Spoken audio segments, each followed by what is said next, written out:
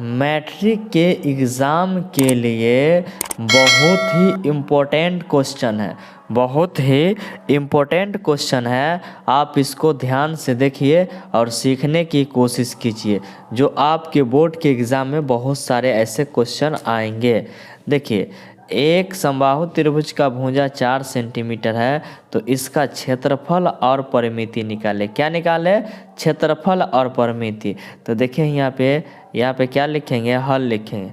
क्या लिखेंगे? हल लिखेंगे। दिया हुआ है के, दिया हुआ है के, क्या दिया हुआ आपको? भुजा दिया हुआ। तो भुजा बराबर क्या दिया हुआ?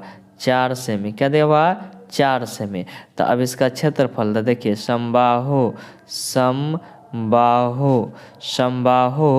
त्रिभुज का क्षेत्रफल, समबाहु त्रिभुज का क्षेत्रफल बराबर होता है √3/4 और भुजा स्क्वायर। क्या होता है? भुजा स्क्वायर। तो देखिए यहाँ पे कितना लिखे हुए हैं? √3 और बटा कितना? 4 और भुजा का मान है 4, तो 4 गुने 4 सेमी, माने सेमी में सेमी, ये 4 से 4 कट गया, 4 से 4 कट गया तो कितना बचा? 4√3, ये सेमी स्क्वायर, ये क्या हो गया? आंसर हो गया। ये क्या निकला? देखिए ये क्या निकला आपको? क्षेत्रफल निकला। क्या निकला? क्षेत्रफल निकला। लेकिन जब अगर इसकी बात आए, किसकी? परिमिति की बात, समबाहु त्रिभुज का, तो देखिए कि यहाँ पे समबाहु त्रिभुज का परिमिति बराबर, क्या बराबर? परिमिति बराबर। तो देखिए परिमिति बराबर होता है, यानी कि जो समबाहु त्रिभुज बनेगा तो तीनों भुजा इसका बराबर होता है, तीनों भुजा और तीनों कोण आपस में बराबर होता है, तीनों भुजा और तीनों कोण आपस में क्या होता है? बराबर होता है।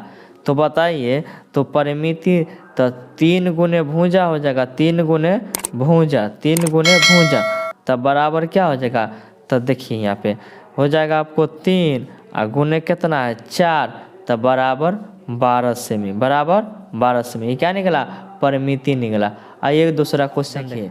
इस बार क्वेश्चन है कि एक समकोण त्रिभुज का आधार 5 सेंटीमीटर तथा कर्ण 13 सेंटीमीटर, तो इसका क्षेत्रफल और परिमिति निकाले। क्या निकालना है?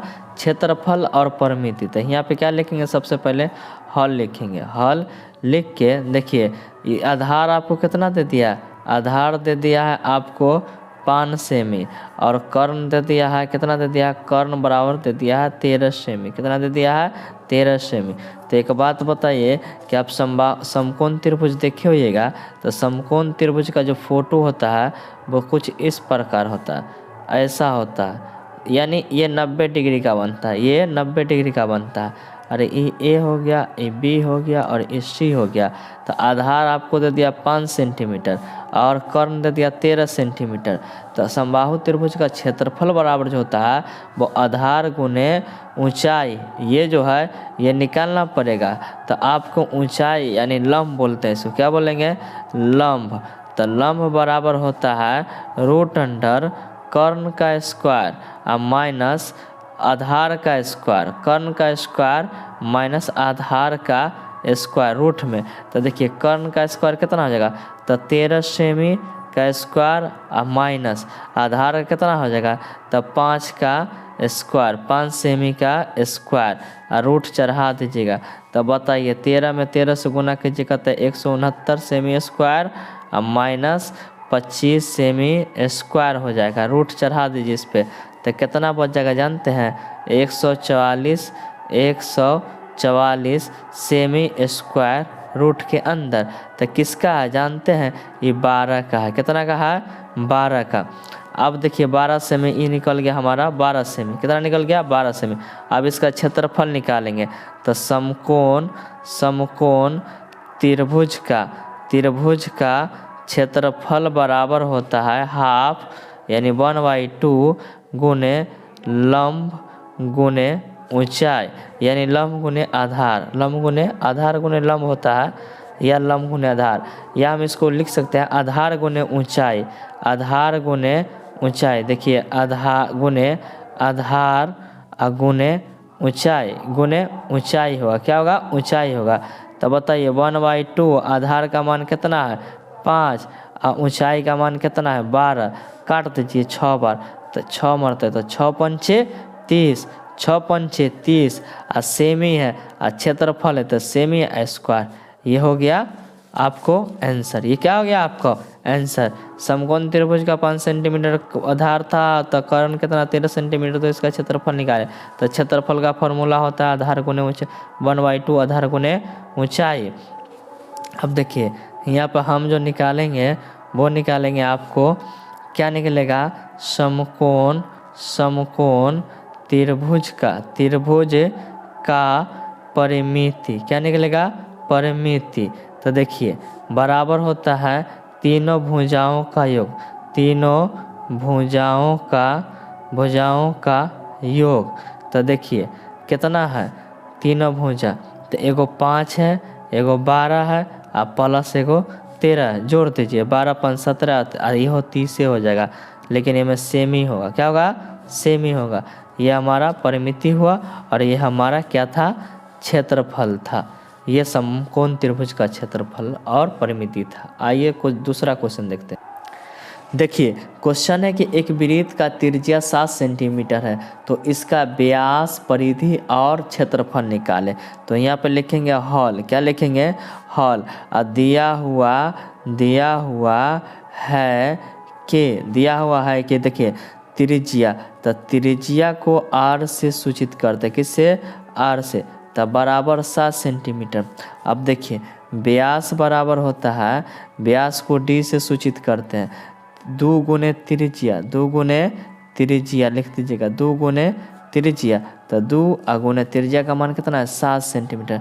तब बराबर 14 सेंटीमीटर। ये हमारा क्या निकला? व्यास निकला।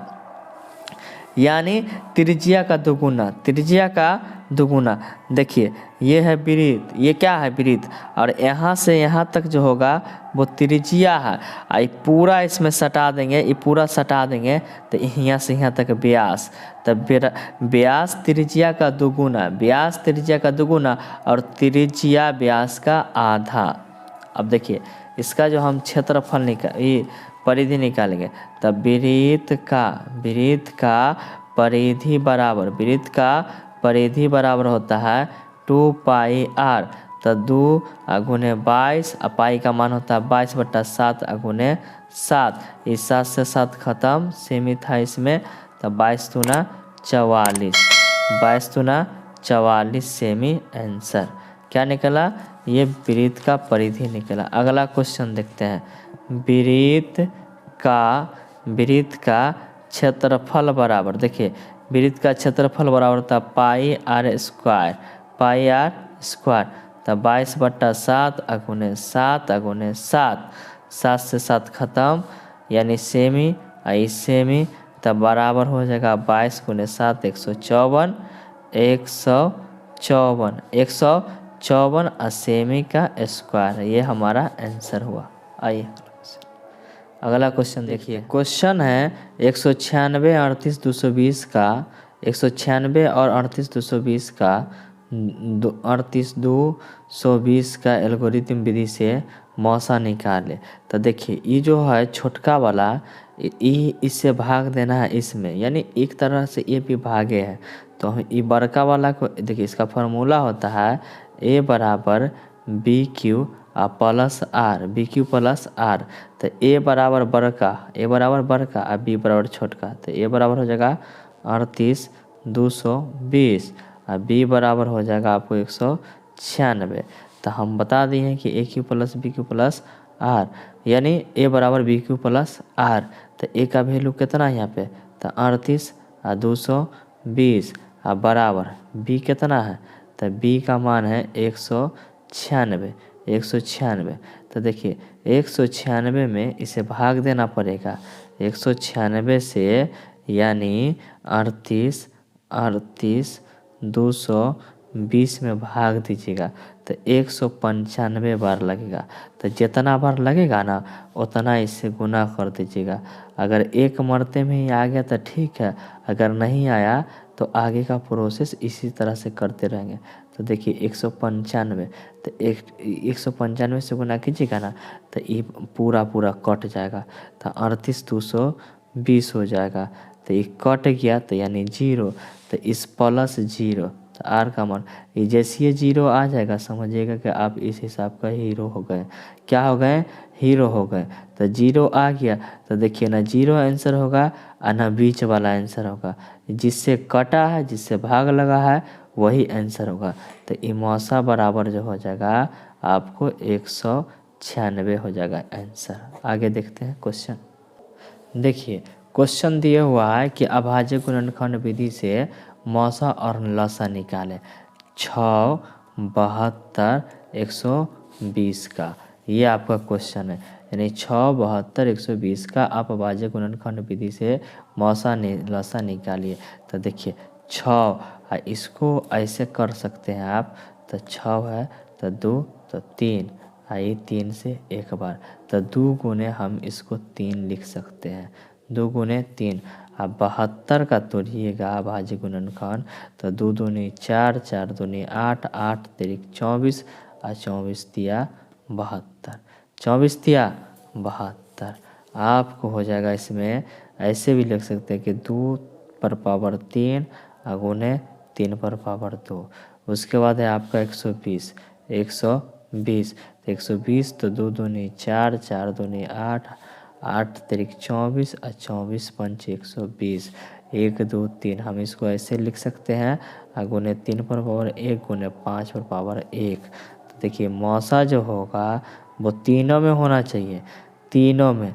तो देखिए इसमें सिर्फ एगो 2 है और इसमें 3 हुआ, इसमें भी 3 हुआ, तो एगो वाला होगा क्योंकि एगो तो सब में है लेकिन 3 गो तो सब में नहीं है, एगो सब में है। जब 3 गो जिसके पास है तो उसके पास एगो नहीं होगा, तो देखिए एगो इसमें भी एगो इसमें, तो मौसा 3 देखिए एगो तो 2 हो गया और 3 देखिए 3 इसमें है, 3 इसमें भी है, 3 एगो 3, तो इसमें तो 2 गो है और इसमें एगो 3 है, तो जो सब में हो तो गुने 3 तो बराबर 6 मौसा निकला। कहाँ निकला? मौसा 6।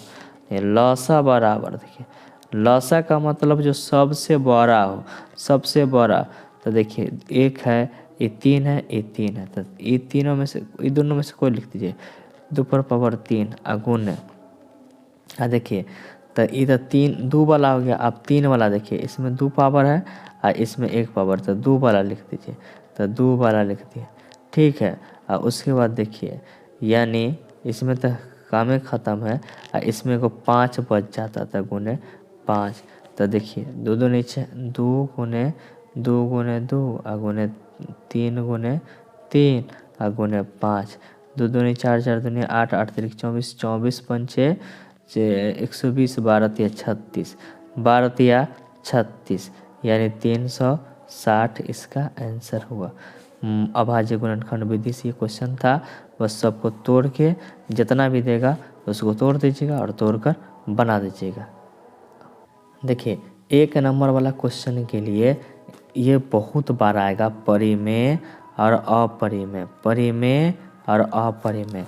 तो देखिए क्वेश्चन इस तरह से रहेगा, अगर रूट के अंदर 2 रहे, 3 रहे, 5 रहे, 7 रहे, 11 रहे, यानी ऐसा अगर संख्या आपके हाथ में रूट के अंदर रहेगा तो ये सारा संख्या हो जाएगा अपरिमेय। क्या हो जाएगा? अपरिमेय। और रूट के अंदर मान लीजिए 16, 4, 9, जिसका स्क्वायर जिसका वर्ग सही पूरा निकलता हो, ये सब संख्या हो जाएगा कौन चीज़ जानते हैं? अपरिमेय। लेकिन रूट 16 का 4 हो जाएगा, 4 का 2 हो जाएगा, इसका 3 हो जाएगा। तो ऐसा अगर संख्या रहे जैसे 25 हो गया, 36 हो गया, 49 हो गया, 64 हो गया, तो इस सब का हम स्क्वायर यानी वर्गमूल निकाल सकते हैं, पूरा निकलेगा 8, 7। तो ऐसे संख्या को हम परिमेय कहेंगे। और रूट के अंदर 7 हो, 3 हो, 5 हो, ऐसे संख्या को हम क्या कहेंगे? हम कहेंगे अपरिमेय संख्या। और क्वेश्चन देखिए हम बताते हैं आपको। अभाज्य संख्या कौन संख्या है? अभाज्य संख्या। तो अभाज्य संख्या जिसमें अपना और एक को छोड़कर किसी दूसरा संख्या से भागना लगे, वैसी संख्या को हम कहते हैं अभाज्य संख्या। क्या कहते हैं? अभाज्य संख्या। तो सबसे छोटी जो अभाज्य संख्या है, सबसे छोटी वो है आपको 2। क्या है? ये 2 है, 2 है। क्या है? 2 सबसे छोटी अभाज्य संख्या। सम संख्या बोलेगा तो 2 4 6, विषम संख्या बोलेगा तो 1 3 5, इस तरह से होगा। सबसे छोटी अभाज्य संख्या कौन हुआ? 2 हुआ। देखिए एक क्वेश्चन और रहता है कि अभाज्य संख्या का मौसा अगर 2 दिया रहेगा, जैसे मान लीजिए 3 है आई 5 है, तो क्या इसमें से कुछ निकलेगा? इसका गुणनखंड होगा तो इसका 1 होगा। अब जैसे मान लीजिए 3 है, अभाज्य संख्या मान लीजिए 13 ही है, तो 13 तो न इसमें किसी से भाग लगा, न इसमें किसी से लगेगा, तो इसका आंसर 1 हो जाएगा। क्या हो जाएगा? 1। आगे देखते हैं क्वेश्चन। देखिए एक क्वेश्चन देता है हम लोग को शांत और अशांत। क्या देता है? शांत और अशांत। तो देखिए अगर वो भिन्न होगा, जैसे बट्टा वाला होगा, तो p बटा 2 पर पावर n गुने 5 पर पावर m, अगर ऐसा होगा तो वह होगा शांत। क्या होगा? वह होगा शांत। जैसे हम आपको क्वेश्चन दे रहे हैं कि 23, क्या लिखा हुआ है? 23, बटा में आपको लिख देते हैं हम 2 पर पावर 3, 2 पर पावर 3 गुने 5 पर पावर 2। इस तरह का अगर संख्या है, इस तरह से अगर आपको संख्या है, तो वो क्या हो जाएगा जानते हैं? वो हो जाएगा शांत। क्या हो जाएगा? शांत। लेकिन एक और क्वेश्चन हम बताते हैं आपको कि 4 बटा हो गया 75। तो देखिए क्या ये 2 और 5 के फॉर्म में आएगा? तो नहीं आएगा। देखिए तो हम इसको लिख सकते हैं 4 और 25 तिया 75, 25 तिया 75। तो देखिए बटा में 3 ना, यहाँ 5 आना चाहिए, लेकिन यहाँ पर 3, तो ये हो जाएगा अशांत। क्या हो जाएगा? अशांत। देखिए ये क्वेश्चन बहुत बार पूछता है, शून्यकों का योग तथा शून्यकों का गुणनफल। देखिए ये क्वेश्चन बहुत बार आता है। योगफल बराबर होता है -b/a, ये होता है c/a। तो देखिए जैसे क्वेश्चन रहेगा कि 3x² प्लस 6x प्लस 8, क्या रहेगा आपको? यानी ऐसा अगर क्वेश्चन रहा तो हम कैसे इसका योग गुणनफल निकालेंगे? तो देखिए एकदम सीधी सी बात है कि ये अगर ये रहा बहुपद, अब बोलेगा योगफल निकाले, तो देखिए a बराबर हो जाएगा आपको 3, b बराबर हो जाएगा 6, c बराबर हो जाएगा 8। तो योगफल बराबर जो होगा क्या हो जाएगा? योगफल बराबर तो देखिए -b/, तब 6 चिन्ह यहाँ माइनस, तब माइनस लगा दीजिए। अब बटा क्या हो जाएगा? योगफल बराबर -b/, तो देखिए यहाँ पे a, तो बटा में 3, तो 3 से काट दिए, 3 दूना 6, यानी -2 आंसर हो गया। अब देखिए गुणनफल बराबर क्या बराबर?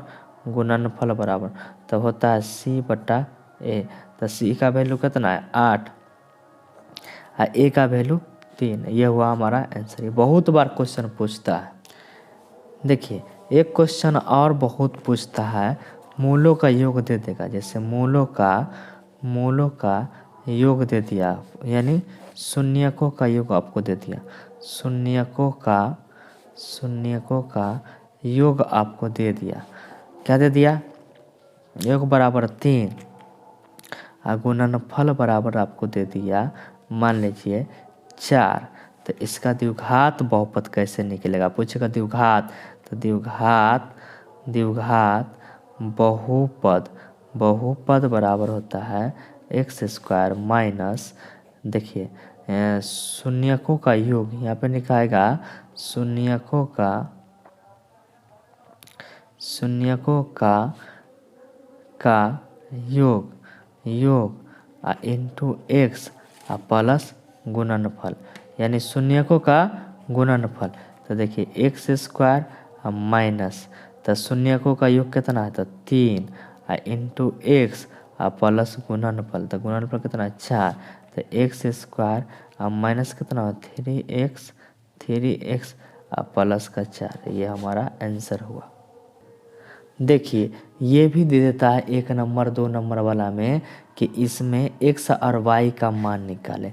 तो समीकरण 1 और समीकरण 2, तो देखिए ये एक रंग चिन्ह है और 2 रंग चिन्ह है, तो इसको अगर काटेंगे तो ये जोड़ने पर हो जाएगा और इसको काटेंगे तो घटाने पर हो जाएगा। तो जोड़ने पर देखिए, जोड़ने पर तो एगो एक्स प्लस तो प्लस 2x हो जाएगा। देखिए 1 रुपया कमाए थे 1 रुपया खर्चा कर दिए, कट गया, बात खत्म। ये जुटेगा तो 6 बराबर कितना 8 बराबर 8, तो x बराबर 8/2, तो x बराबर कितना हो जाएगा 4। देखिए y का मान समीकरण 1 में रखिए, तो y का मान समीकरण 1 में रखने पर, तो x plus 2 x plus y बराबर 6, तो x का वैल्यू आया हमको 4 प्लस वाई बराबर कितना 6, तो y बराबर हो जाएगा 6 माइनस 4, तो y बराबर 2, आंसर, यही हमारा आंसर हुआ। देखिए आपको तो हर हाल में कहेगा ग्राफ खींचने के लिए, 5 नंबर में भी आ सकता है, 2 नंबर में भी आ सकता है, 1 नंबर में आ जाएगा। देखिए अगर आपको कहेगा 2x प्लस 3y बराबर 6 का ग्राफ खींचिए, तो ग्राफ खींचने के लिए सबसे पहले हमको डब्बा बनाना पड़ेगा। क्या बनाना पड़ेगा? डब्बा बनाना पड़ेगा। ये डब्बा में x तथा y का मान हमको निकालना। मान लीजिए 0 है, मान लीजिए x का वैल्यू कितना हम रख दिए 0, तो देखिए ये x तो 2 गुने 0 प्लस 3y बराबर कितना 6, तो ये तो 0 हो गया, तो y बराबर कितना 6/3, तो y बराबर 2 आ गया। अब देखिए फिर यहाँ पर y का मान 0 रखिए, y का मान 0 रखिए, तब हो जाएगा आपको 2x प्लस 3y बराबर कितना 6, तो 2x प्लस 3 गुने 0 बराबर 6, तो 2x बराबर, तो देखिए तो 0 ना हो जाएगा तो 6, तो x बराबर कितना होगा 6/2, तो x बराबर हो गया 3, x बराबर 3 हो गया। इससे अगर आप कहेगा अगर आपको खींचने के लिए, तो देखिए ये हो जाए प्लस प्लस, ये होता है प्लस और ये होता है प्लस, ये होता है माइनस प्लस, ये माइनस माइनस, ये प्लस माइनस। देखिए गौर फरमाइएगा, x 0 पर y 2, तो ये y जाता है इधर प्लस में, इधर जाता है माइनस में, ये जाता है प्लस में, ये जाता है माइनस में। तो देखिए कहने का मतलब ये है कि x 0 पर y 2, तो y 2 ऊपर जाएगा तो ये प्लस में, तो ये 2 हो गया। ये उसके बाद है कि x y 0 पर, तो y यहाँ पर सब 0, यहाँ पर सब बिंदु 0, x कितना 3, तो प्लस है तो इधर जाएगा तो 1 2 3, इसको काट दीजिए, यही आपका ग्राफ हो गया। क्या हो गया? यही आपका ग्राफ हो गया। इस पर समीकरण लिख दीजिएगा 2x प्लस 3y बराबर 6। देखिए ये क्वेश्चन भी खूब आता है कि चतुर्थांश बताइए। क्या बताइए? चतुर्थांश बताइए। तो देखिए ये हम बता देते हैं आपको, बोलेगा मूल बिंदु जो होता है वो 0 0 होता है। क्या होता है? 0 0। इनने तो देखिए ये फर्स्ट घर है, कै नंबर घर है 1, आई 2, आई 3, आई है 4। तो देखिए ये जो है ये x प्लस है, x प्लस ये x माइनस, यानी दाहिना कमाएगा और बायां वाला खर्चा होगा। ये देखिए y प्लस है, ये क्या होगा y माइनस हो जाएगा। तो देखिए इधर जब कोई चलेगा दायां तब प्लस और ऊपर भी जाएगा तब प्लस, तो ये हो जाएगा प्लस प्लस, हो जाएगा प्लस प्लस। ये जो ऊपर ये जो इधर आएगा तब माइनस, ये माइनस और ऊपर जाएगा तब प्लस, तो देखिए ये माइनस प्लस। अब देखिए इसमें इन्ने आएगा था माइनस और इन्ने भी आएगा था माइनस। देख लीजिए ये देखिए इधर आएगा था प्लस इधर आएगा था नीचे माइनस। ये हुआ चतुर्थांश, यानी फर्स्ट में प्लस प्लस, सेकेंड में माइनस प्लस, थर्ड में माइनस माइनस और फोर्थ में प्लस माइनस। इससे ज़रूर क्वेश्चन आता है। यहाँ पर सब क्या हो जाएगा, जीरो हो जाएगा, मूल बिंदु का मान जीरो हो जाएगा। एक बात और याद रखिएगा कि कहता है कि -3 और 4 में भुज कोण है, तो भुज का मतलब पहले वाला, भुज का मतलब या पहले को भूल जाओ और इसको कहते हैं कोटि। इसको क्या कहते हैं, कोटि। तो ये एक्स वाला को भुज और वाई वाला को कोटि, क्या कहते हैं, कोटि। देखिए समांतर श्रेणी से तो बहुत सारा क्वेश्चन रहेगा। अगर आपको कहेगा, देखिए ये जैसे होता है टी एन बराबर होता है ए प्लस n-1 इंटू डी। तो ये हुआ आपको ये अंतिम पद, ये प्रथम पद, n बोले तो पदों की संख्या, ये डी होता है सर्वांतर। क्या होता है, सर्वांतर। ये आपका किसका है, समांतर श्रेणी का है। एगो है एस एन का मतलब होता है योगफल। ये अगर योगफल बोलेगा तो इसका फार्मूला अलग है, इसका फार्मूला अलग है, n/2 बड़ा ब्रैकेट और उसके बाद हो जाएगा आपको 2a plus n-1 into D bracket. ये होगा योगफल निकालने का फार्मूला है। क्या है, योगफल निकालने का फार्मूला है समांतर श्रेणी में। आगे देखते हैं। देखिए ये भी क्वेश्चन खूब रहता है, माथ। क्या रहता है, माथ 1 नंबर वाला।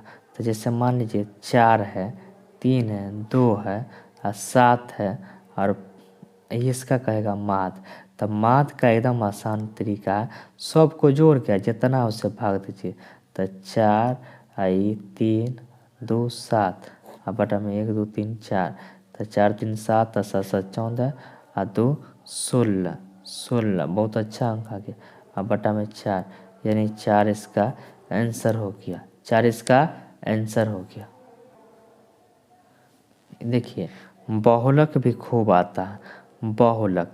तो जैसे मान लीजिए 2 3 2 5 7 और 2। तो बहुलक का मतलब जो सबसे ज़्यादा बार आए। तो देखिए एक 2 आई 3, तो बहुलक कौन हुआ, 2 हुआ, बहुलक 2 हुआ।